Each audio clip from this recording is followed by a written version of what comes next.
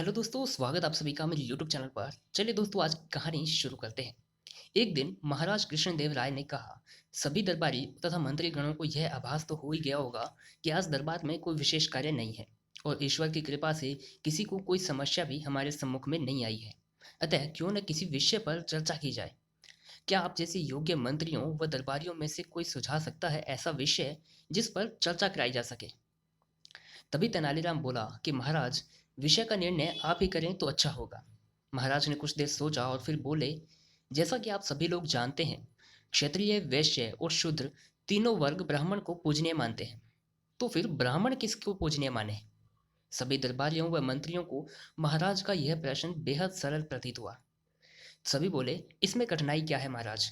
ब्राह्मण गाय को पवित्र मानते हैं, गाय जो कामधेनु का प्रतीक है। एक मंत्री ने उत्तर दिया। दरबार में उपस्थित सभी लोग उससे सहमत होने लगे। तभी महाराज बोले, तेनालीराम, क्या तुम भी इस उत्तर से संतुष्ट हो या फिर तुम्हारी कुछ अलग राय है। तेनालीराम हाथ जोड़ते हुए विनम्र भाव से बोला, महाराज, गाय को तो सभी पवित्र मानते हैं, चाहे मानव हो या देवता। और ऐसा मानने वाला मैं अकेला नहीं हूँ, हमारे विद्वान की राय भी कुछ ऐसी ही है। उसके बाद महाराज ने पूछा कि यदि ऐसा है तो फिर ब्राह्मण गोचर्म से बने जूते चप्पल क्यों पहनते हैं। महाराज ने ऐसा पूछा और दरबार में चारों ओर चुप्पी छा गई। दरअसल महाराज ने जो कुछ भी कहा था वह बिल्कुल सच था। इस प्रश्न का उत्तर किसी के पास नहीं था। सबको चुप देखकर महाराज ने घोषणा की कि जो भी इस प्रश्न का संतोषजनक उत्तर देगा उसे 1000 स्वर्ण मुद्राएं पुरस्कार स्वरूप दी जाएंगी।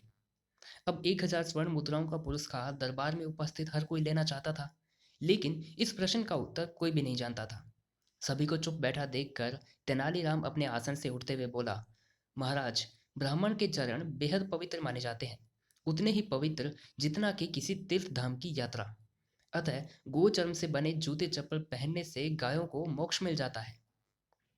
तो महाराज बोले, लेकिन गलत तो हर हाल में गलत है।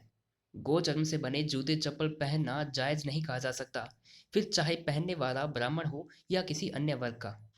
लेकिन मुझे खुशी इस बात की है कि तेनालीराम ने उत्तर देने का साहस तो किया। चतुराई भरा उसका उत्तर उसे 1000 स्वर्ण मुद्राएं दिलाने के लिए काफी है। तो दोस्तों, इस कहानी से हमें ये सीख मिलती है कि कई बार परिस्थितियां ऐसी होती है जहां पर किसी प्रश्न का जवाब सही या गलत मायने नहीं रखता। मायने रखता है उस प्रश्न का जवाब देने का साहस, जैसा कि तेनालीराम ने किया और उसे पुरस्कार मिला।